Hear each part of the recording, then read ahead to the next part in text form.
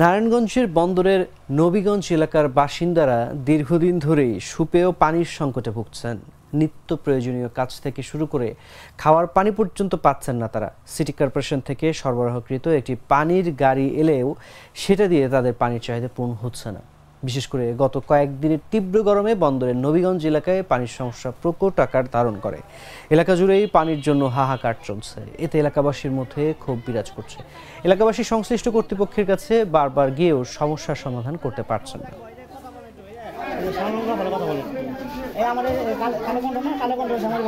আমাদের সমস্যা যে পানি নিয়ে, যে পানিটার সমস্যা আমরা অনেক দিন ধরে ভুগতেছি, প্রায় বছর হইব।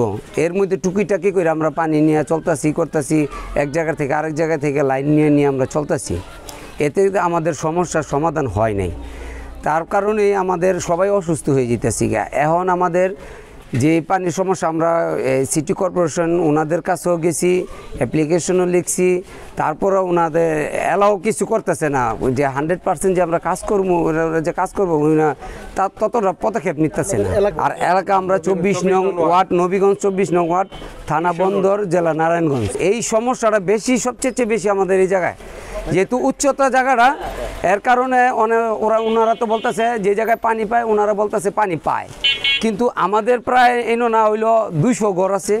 এই 200 ঘরের ভিতরে আমরা পানি পাই না। মোল্লাবাড়ির 1 নং নবীগঞ্জ রোড আমাদের আছে, সরকারি একটা পৌরসভার আপনার পুকুর আছে, পুকুরের পাশে বড় আছে। এই জায়গার ভিতরে আমরা দয়া করে আমাদের ওই জায়গার ভিতরে একটা ডিপ বসাই দেন, তো বসাই দিলে আমাদের এই জায়গাদের এলাকাটা আমাদের মোটামুটি আমরা পানি নিয়ে ফুলফিলভাবে চলতে পারবো।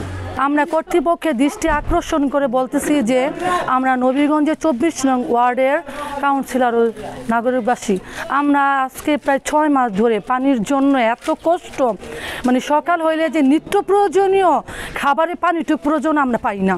তাই কর্তৃপক্ষের কাছে আমাদের অনুরোধ যাতে দয়া করে আমাদের এই নবীগঞ্জ এলাকাবাসীর 24 নং ওয়ার্ডের সবার প্রতি দৃষ্টি আকর্ষণ করে আমাদের দয়া করে যাতে আমরা অন্তত নিজেদের খাবারের পানি এবং ব্যবহার পানিগুলো পাই। আর কত কষ্ট করবো, আর কষ্ট করতে সহ্য করতে পারতেছি না। একবার আমরা ধৈর্য শেষ সীমানে পৌঁছে গেছি, যা আর কষ্ট সহ্য হয় না। আমরা রাত্রে হইলে টেনশন।